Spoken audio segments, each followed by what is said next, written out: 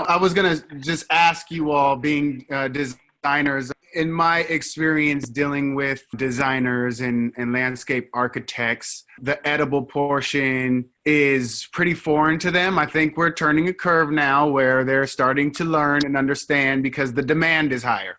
But I know, Ruhina, you're saying that you let your clients make those decisions. And I'd like to hear from other people here as well. Like, what is the balance of I need to guide this person choosing the nurseries, choosing the appropriate plants, or do you outsource that to a consultant, or is it a guessing game? I think that's a good question because I find it interesting because a lot of times I work with architects, and architects are purely into form, and they like very clean, modern looking plants, and they consider plants as like objects, So the plant has to behave a certain way all through the year, and has to be attractive all through the year. And plastic plants. But yes, and sometimes I give them, when it's totally against my design philosophy, then I push back and I'm like, okay, this plant will not work because it's a Midwestern plant. It's not going to work here. It's, it's a totally different zone that it's going to do well in. But sometimes, when a client says, oh, we love maple trees and we want 5 or 6 maple trees, then I allow for that if it's like a small portion of the design. I think as a client who is set on some edibles in their landscaping, they need to find the right designer, maybe somebody who has a solid design background, but has also trained in permaculture or some kind of edible plant system. So as a client, you need to do your due diligence and find the right person for you instead of trying to fit somebody who doesn't know the design or doesn't know the edibles. Yeah, the edible portion is like a big gap. There's a lot of people out there who know a lot, and you just need to find those people who are also trained in design.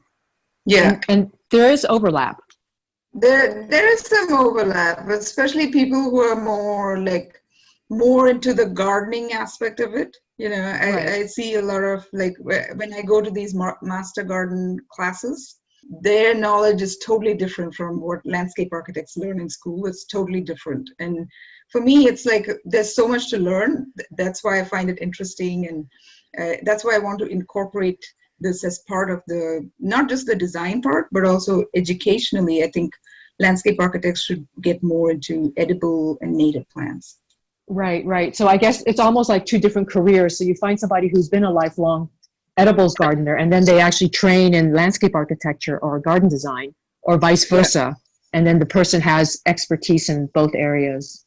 And I would say the same goes for your maintenance men who are come through and want to spray weeds around your trees and your edibles with herbicide. And you don't hire those people.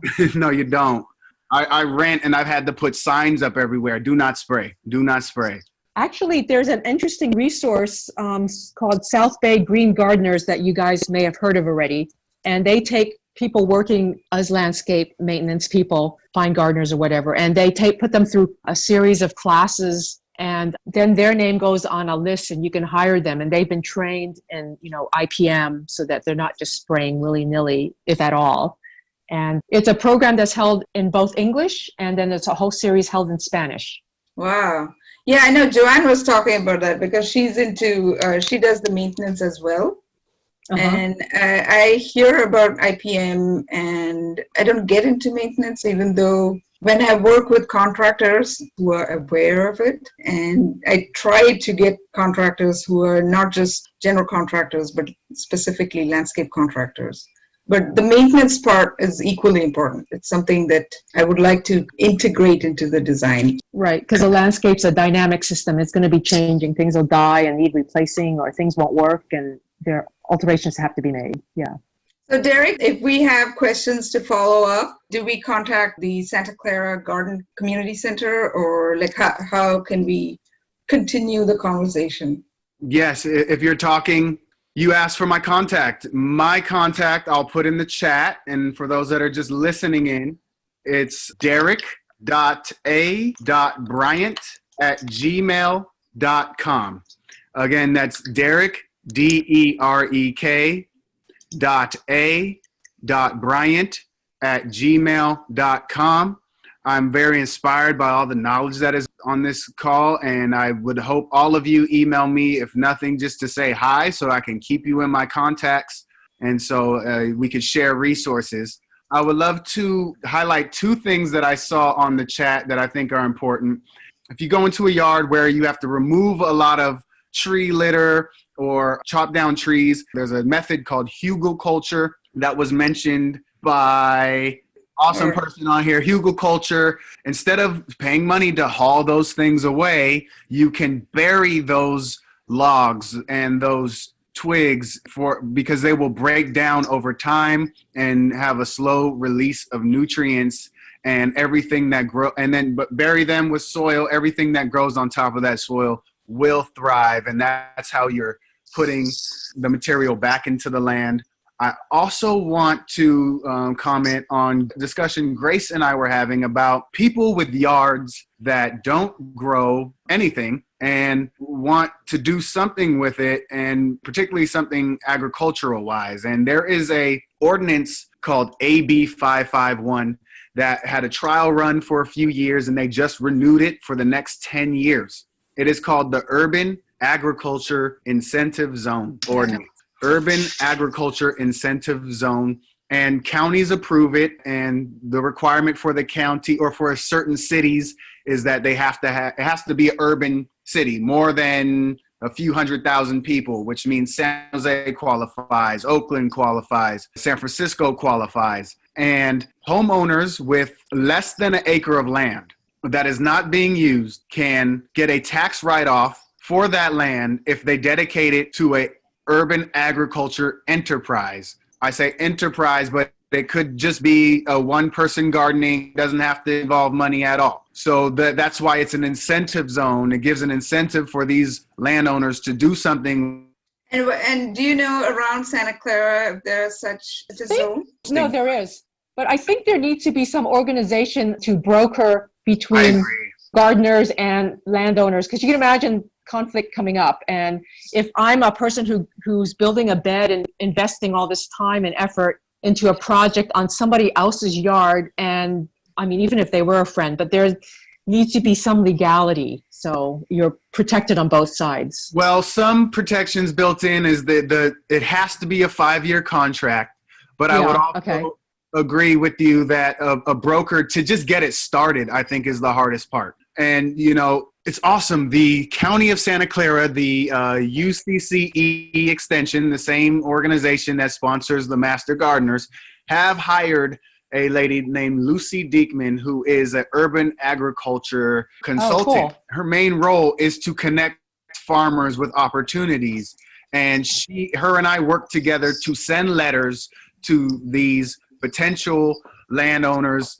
So she will legitimize my letter, right? She sends her letter saying, this is a real thing. And I send my letter saying, this is who I am. And the responses are not high right now. And the responses that we did get are like really decrepit land.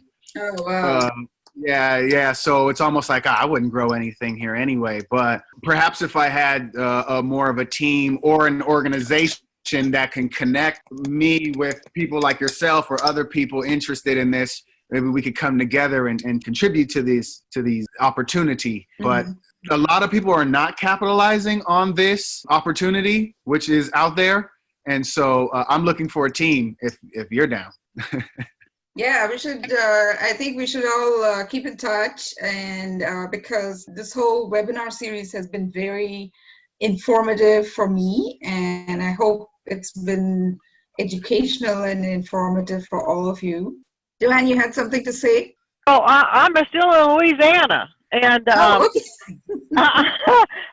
having a good time. I'm learning a lot. We've got our AGX product. It's going through an OMRI certification right now. We just talked with the manufacturer on the phone. What is that? Is it like a pesticide or? No, it's a biostimulant. It's a microbial input. It's no chemicals. It's totally organic. It's getting its OMRI certification within the next month, couple of weeks to a month, that I've been using with Harold on landscapes to help with transpiration, water, evaporation, keeping moisture in the soil, and also helping with shock when you do a lot of transplanting, and at the time doing a lot of the maintenance and property management for the commercial and residential areas. We would spray that, and we would do a drench with our plants, with the roots, and we would have like half of our plants that would normally go through shock or die were fine. Like they went through the acclimation wonderful. They just had amazing jump back, like bounce back after planting. We had great results on, the fatality rate is what I call it.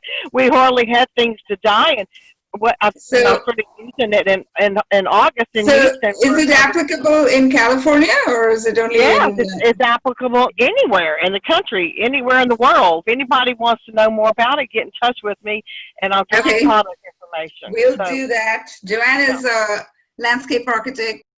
Thank you, and thank you, Grace, for telling everybody at Foothill College and getting the word out. And I had so many designers and so many people, even students, express interest in the webinar. But thank you all so much for joining in. Thank you all. Have a good day. Yes.